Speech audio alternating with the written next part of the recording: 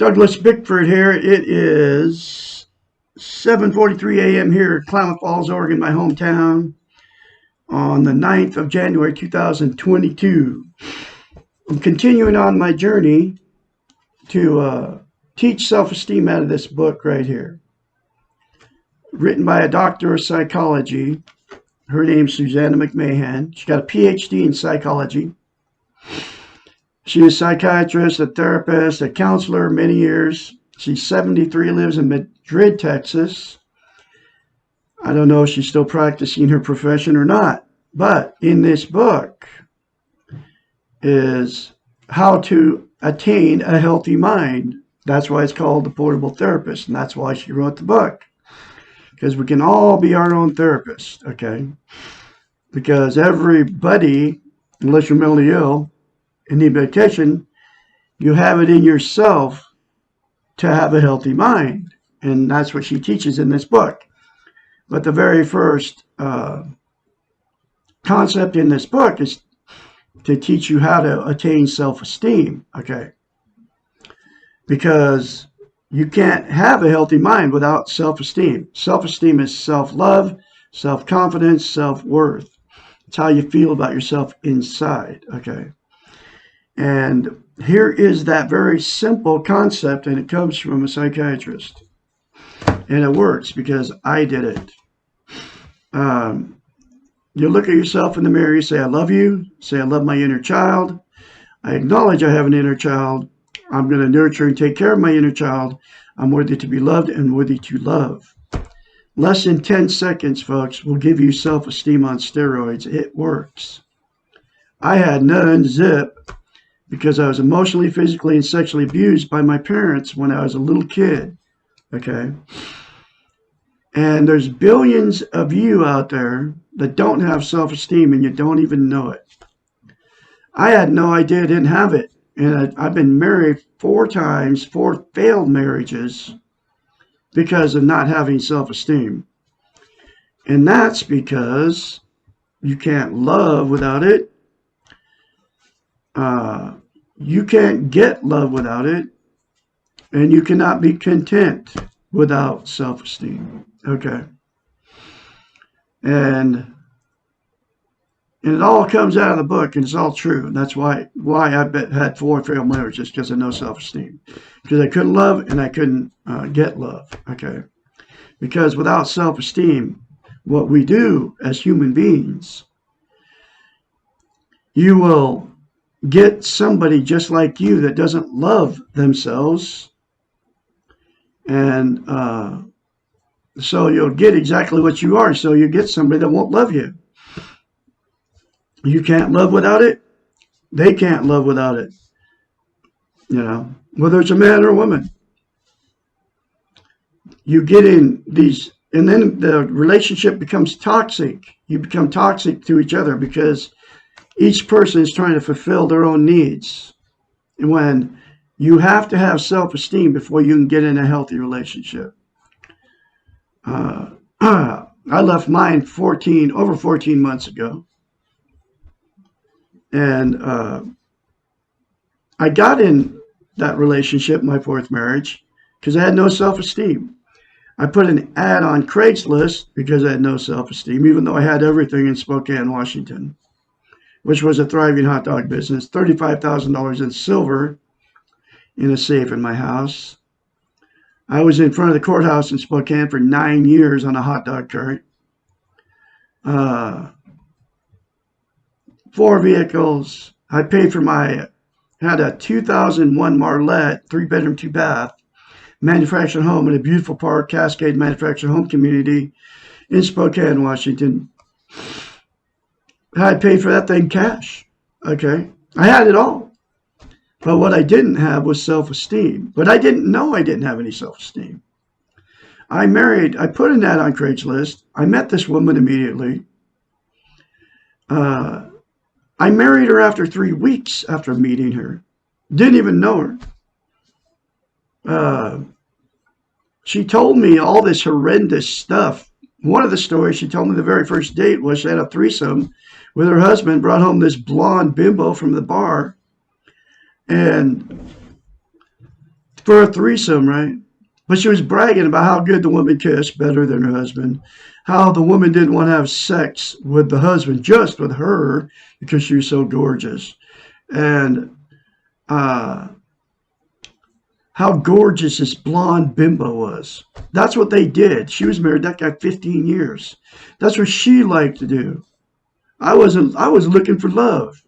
Looking for love in all the wrong places. Craigslist, right? That was me back then. Not no more. I'm full of self-esteem because of the three simple concepts I say daily. I love Douglas Bickford. I love my inner child. I'm worthy to be loved, worthy to love. Every day I say that when I get up in the morning. And it will change your life, folks. And you don't even, like I said, you don't even know you don't have self-esteem. But you can get it by those three things to yourself in the mirror. Okay. So anyway, that's how I ended up on YouTube teaching self-esteem, because I am full of it now. I love Douglas A. Bickford. I love my inner child. I'm worthy to be loved and worthy to love. And I am. And so are you. I'm full of goodness. Okay. I'm a very talented musician. I'm beautiful on the inside, outside. I'm a very nice guy. The more positive you say to yourself, folks, in the mirror, the more it will come to you. And that's the way I feel about myself now. And it's not.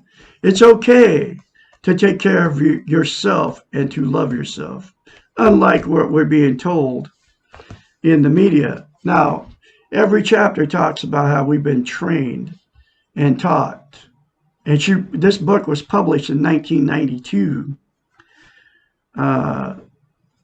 before social media ever even existed. Okay, she knew this. Okay, even back in the 80s, in the 70s, in the 80s, and the 90s, that we have been taught and trained not to have self-esteem. And the big way they do it is through the television. Okay, and now they're doing it through all the social media, Facebook, YouTube, even where I'm broadcasting here. That's why when I talk about this stuff, nobody makes comments or anything to me, because I'm hitting it I'm hitting the nail on the head, because it's all true. Okay, we're being trained not to have self-esteem. Okay, and that's why I'm very confidently spreading her message, because she's nowhere to be found. So I'm spreading her message very confidently now, and I'm going to continue to do this.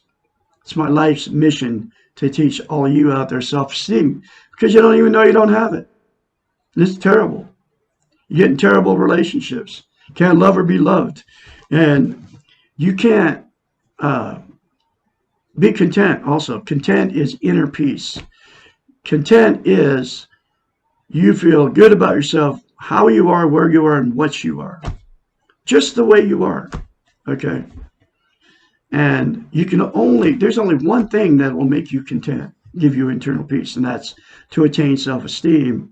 And those three things to yourself in the mirror daily without fail will give it to you. That's why she told her clients to go home and look in the mirror and say, I love you, daily for the rest of their lives. Because, and it's all coming out of the book, because to maintain self-esteem, to keep it, it's like lifting weights. If you quit practicing it, quit saying those three things to yourself in the mirror, you'll lose it. But once you attain self-esteem, you will gladly spend 10 seconds saying good stuff about yourself in the mirror. Because the more you say it, the more you believe it, and the more you feel it. I walk around on cloud 9 all the time.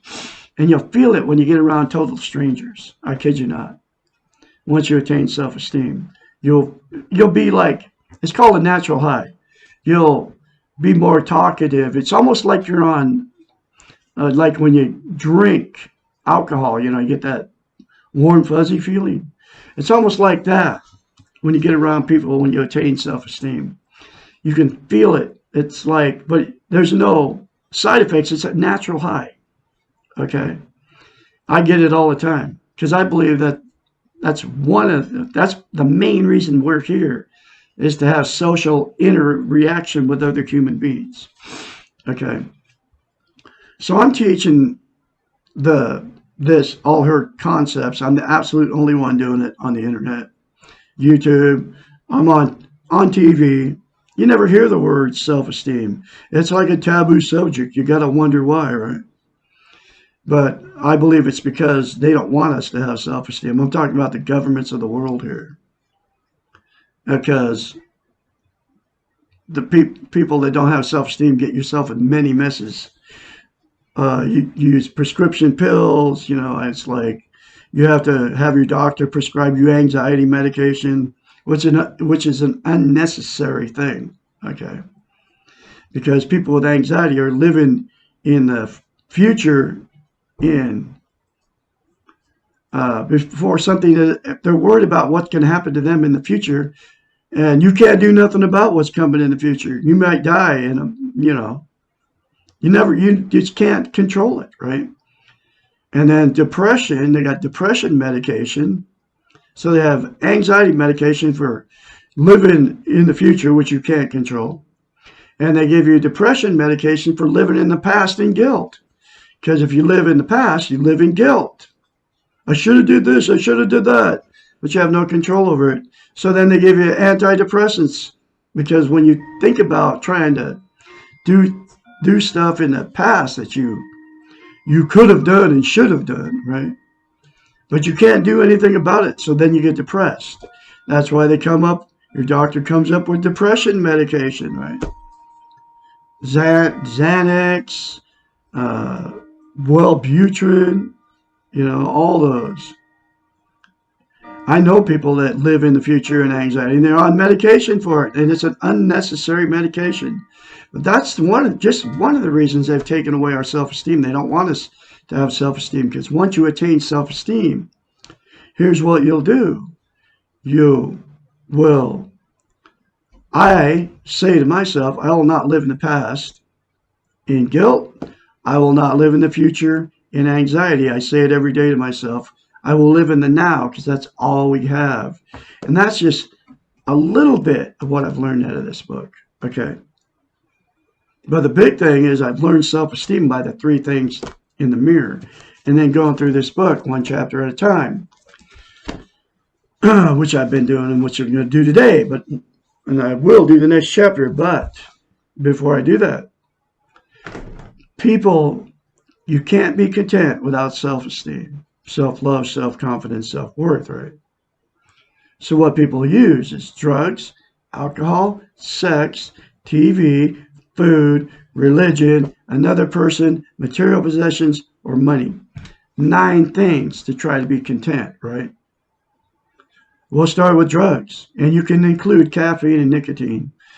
Caffeine, no matter where you're getting it from, is a stimulant. Okay, that's what it's classified as, but it's a drug. So is nicotine. Nicotine is an opiate. It's like calms you down.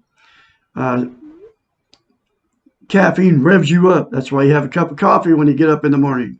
First thing you do. And then if you smoke, you got a cigarette to go with it. That's your life without self-esteem. If you have self-esteem, you won't do drugs anymore. Okay, anyway, drugs. Marijuana, heroin, all the illegal drugs, methamphetamines, cross stops, speed, all the prescription drugs that people do, Oxycontin, which is synthetic heroin. And, all the drug companies are making big bucks off of us because they don't have self-esteem. We're taking all these drugs unnecessarily. I told you about 2 of them. But you get addicted to all those drugs, right? Including caffeine, and people don't know they're addicted to caffeine, even at 1 cup a day, folks. If you're not addicted to it, cold turkey, quit drinking it. Drink hot chocolate instead or something, Get your caffeine, or drink decaffeinated coffee, right? If you love coffee so much. I don't like the taste of coffee unless you put cream and sugar in it, right? So I drink hot chocolate instead. But anyway, they're all temporary. All the drugs are temporary, and then you get addicted. They're never permanent because you have to do more and more to get the same feeling. Okay, all the drugs. And so it's all temporary. It's never permanent. Alcohol, exact same thing. You drink alcohol, I don't care where you get it from. Uh, Beer, wine, hard liquor. It's always temporary. The warm, fuzzy feeling goes away, right? So then you drink more. So then you get addicted to it. And people are addicted to alcohol and they don't want to admit it. And there's only one reason why you're drinking alcohol, and that's to make yourself feel better. That's why you're doing drugs too, to make yourself feel better. And it's always temporary. It's never permanent. Uh, Sex, exact same thing. Have sex, feel good while you're having it. It's always temporary. Then you have to have more sex to feel good again. You're just making yourself feel good. And it's always temporary. Food, exact same thing. You eat, you feel good while you're eating, right? But the problem is many people are overeating because they feel good while they're eating, and then they get overweight, and then they feel worse about themselves because they get overweight. That's a vicious cycle. And then you get addicted to food, and you get addicted to sex. Television, same thing. You turn on the tube, and you watch it, and you feel good while you're watching it. As soon as you turn it off, that feeling goes away, or you'll sit there and watch more TV because it makes you feel good. And besides doing what you need to be doing, you can do anything except anything is better than sitting in the boob tube. I mean, washing your car is better than sitting in front of the boob tube. Anything. It doesn't matter what it is, be it, practicing piano or a musical instrument, right? Reading. But anyway, so it's always temporary. Television, you turn it off and then you don't feel good anymore. Relationships, you get in a new relationship, right? Woo, you feel good, man. It's like, wow, I met the love of my life. You're telling all your friends about this person, whether it's a man or woman.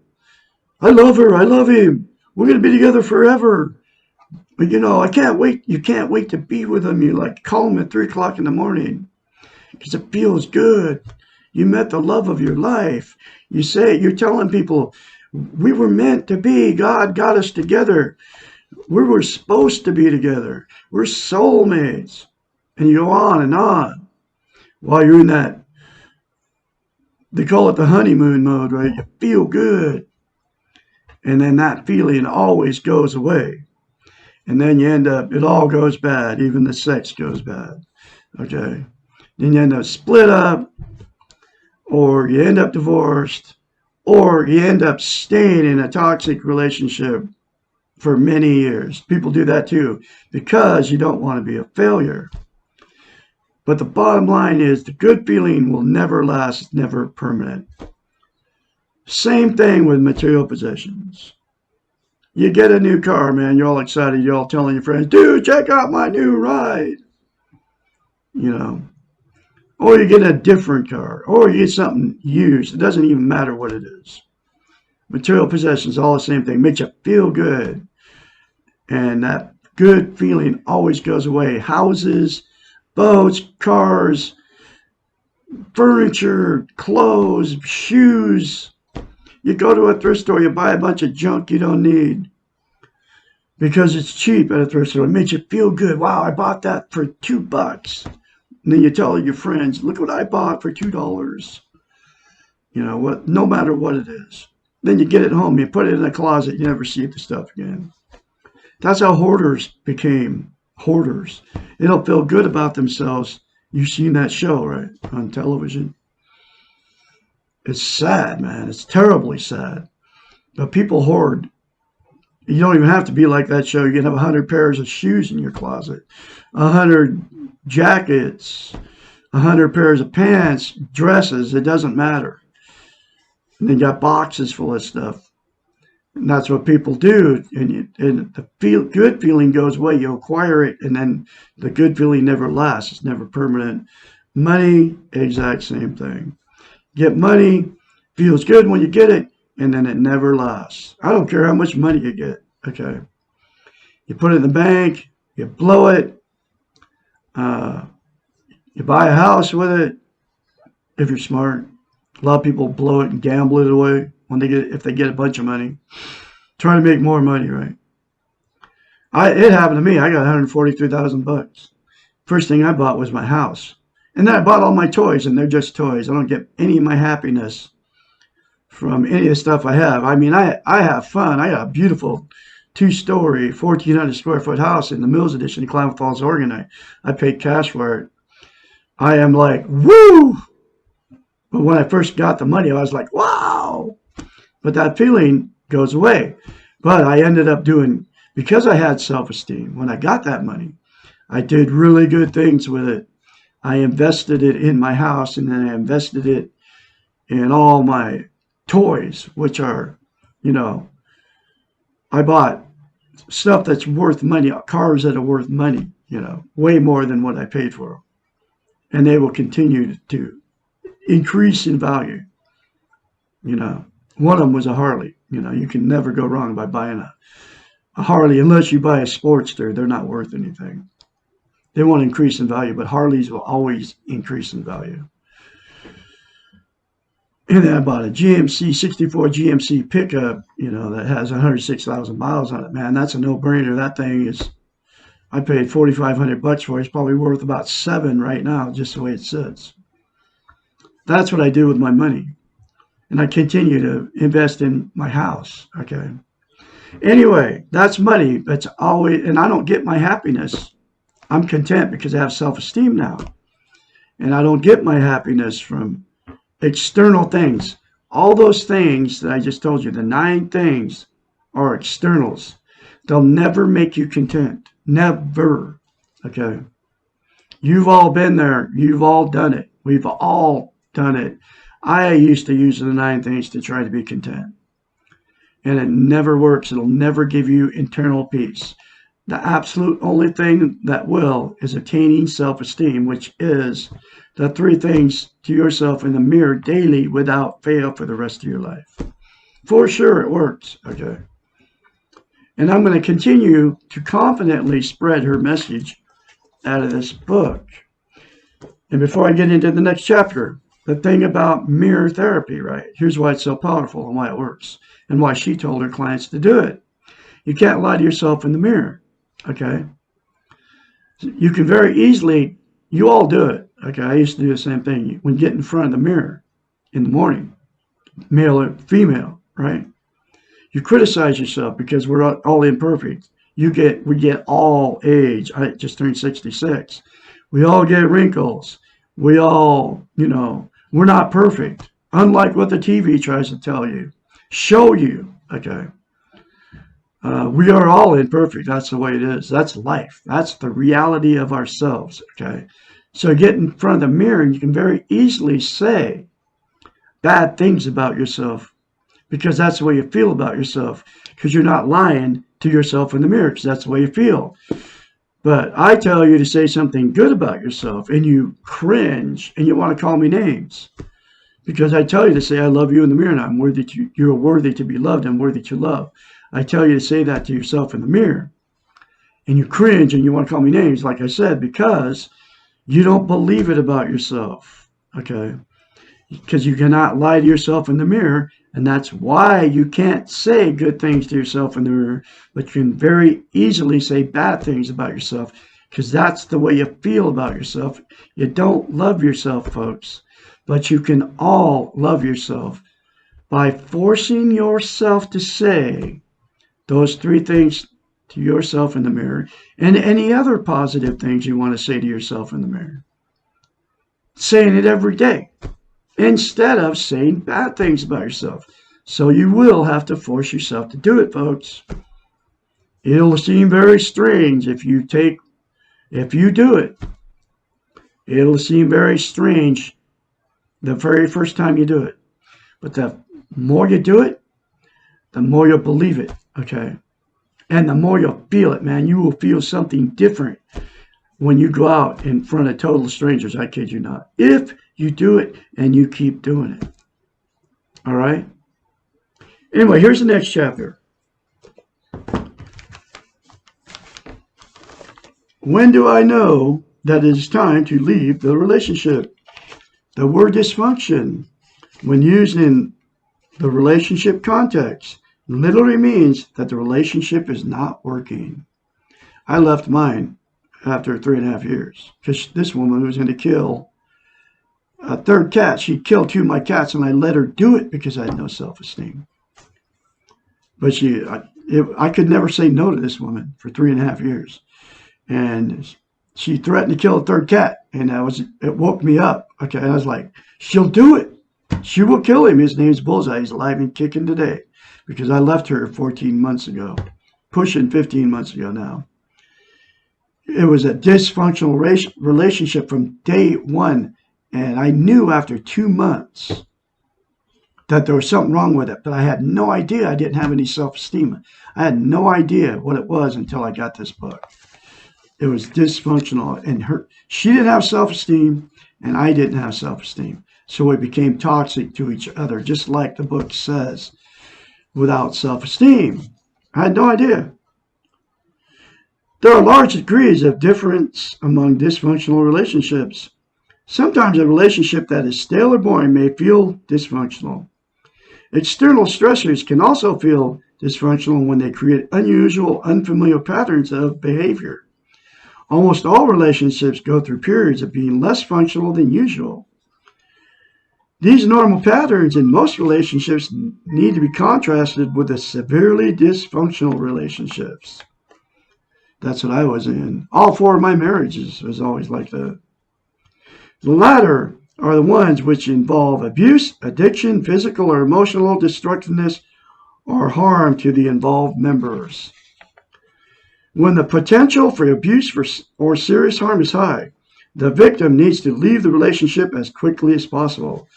She didn't do it to me. She did it to my animals. Like I said, she killed 2 of my cats. She threatened to kill a third one. And that's when I woke up. I had to leave. We cannot take care of ourselves emotionally until we are assured of physical safety. We cannot work on change and growth when our energies are being consumed with basic survival needs. We have the right, and we owe it to ourselves, to put ourselves in safe environments, if we have the slightest possibility of doing so. We do not have to choose to stay in a victim role if there is any way out. Emotional safety is as important as physical safety. This woman abused me emotionally for 3.5 years. You cannot function, and there's billions of you in the same boat out there, folks, but you can all get away from it and get a healthy mind, okay? You cannot function at your best of your abilities if you're being emotionally abused. If you're involved with someone emotionally destructive to you, stop trying to change him or her and leave. And that's exactly what I did. If you're living with an alcoholic, my wife was an alcoholic. Of course, she's in denial of it. She drank wine, a lot of it, okay? Or an addict who expresses no interest in working on changing, you are better off leaving this person with their addiction rather than trying to deal with it. I told her for 3.5 years I did not drink when I went in a relationship. And then she talked me into it, okay? Because I was trying to make the relationship work, so I started drinking with her. We'd drink, we'd fight. And then, I couldn't afford this stuff. I kept telling her, we got to quit drinking. I can't afford, number one, I can't afford it. And then we'd always argue. It changed her personality. It changes your personality, alcohol does. Just alcohol does. And then we'd fight and argue, and then you can't reason with somebody that's inebriated.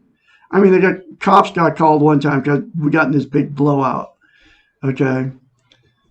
And then she was arguing with the cop, and then she swore up and down she wasn't drunk, and she was.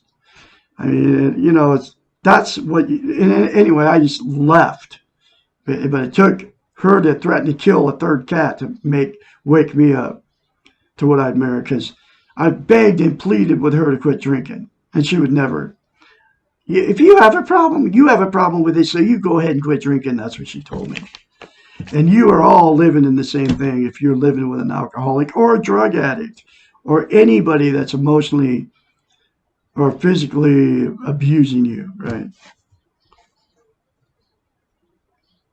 Remember, the addict's first concern is towards what he or she is addicted to. And it's so true. You cannot come before the addiction until the addict is willing to give it up.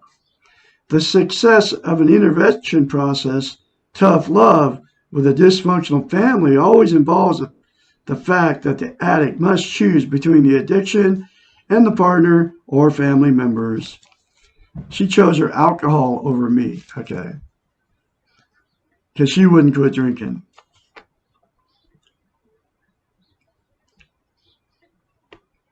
The addict cannot have both at the same time. No matter how painful the leaving may be, man, and it's been painful, 14 months. And I've gone through terrible pain because I didn't jump back in another relationship. I've been facing my pain and facing my fear. I mean, I've been having dreams about this stuff. Because I have self-esteem now, I can handle it. Okay. And that's why I haven't jumped back in another relationship.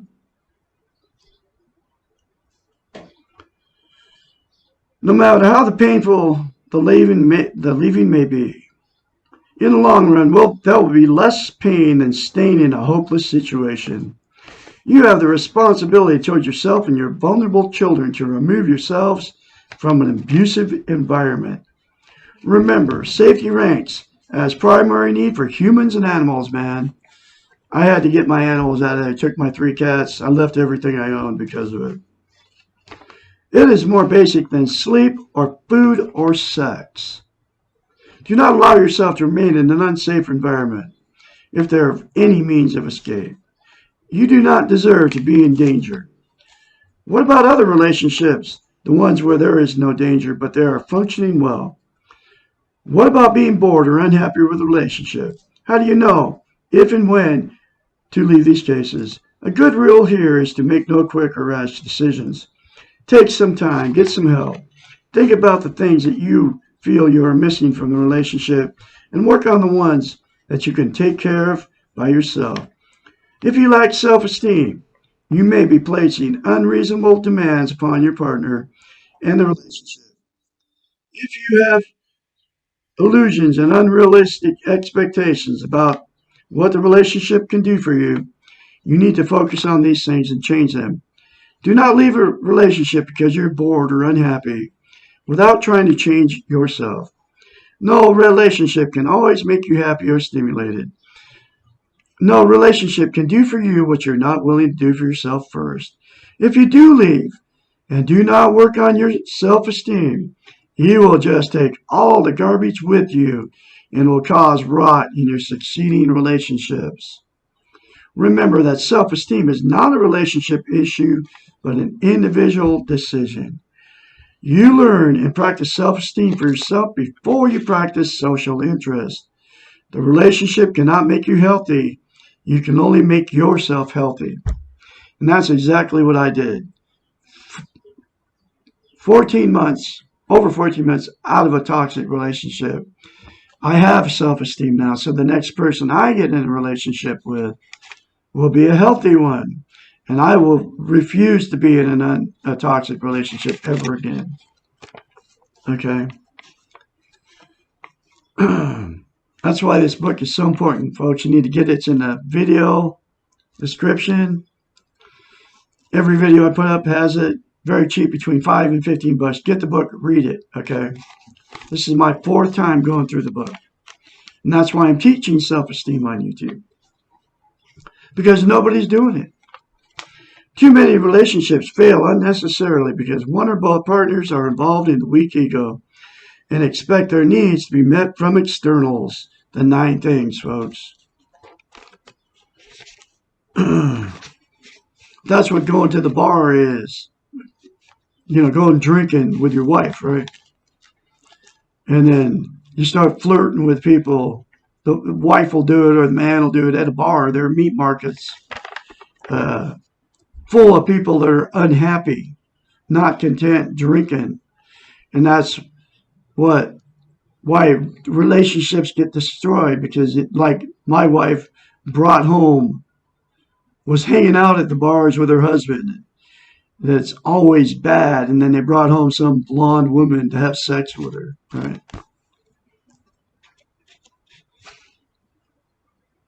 Okay. And that's part of that. Those those needs, they're trying to meet their needs from externals, and drinking is one of the externals that people do, and that's what bars are all about. These people will relationship hop until they die or learn they must give themselves what they're looking for. Then there are those that stay in unhealthy relationships far too long, and those are the ones that stay in these toxic relationships for years. And you all know what I'm talking about, your parents, your grandparents. You saw the abuse going on, the dysfunction, and they were afraid to leave each other. They didn't want to be failures.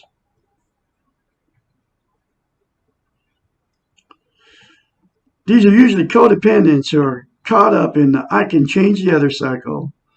These people do not identify themselves as the problem, but becomes consumed with the other.